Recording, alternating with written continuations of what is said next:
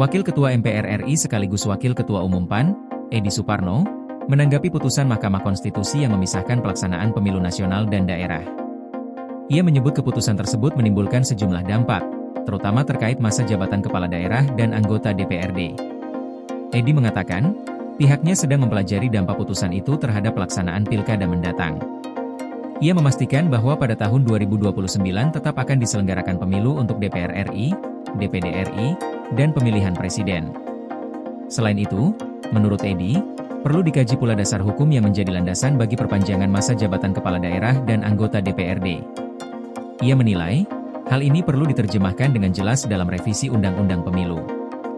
Edi juga menyoroti dampak terhadap strategi pemenangan calon legislatif. Selama ini, calon anggota DPR dan DPRD berjuang secara gotong royong dalam pemilu serentak.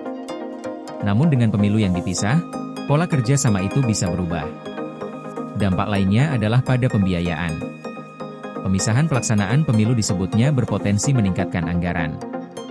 Ia juga menyebut perlu ada kajian mengenai penggunaan suara hasil pilkada tahun 2031. Edi menegaskan, ada aspek legalitas dan operasional partai politik yang harus disesuaikan akibat pemisahan antara pemilu nasional dan pemilu daerah. Sebelumnya, Mahkamah Konstitusi memutuskan pemilu nasional dan pemilu daerah harus dipisahkan, dengan jarak waktu maksimal 2 tahun 6 bulan antar keduanya.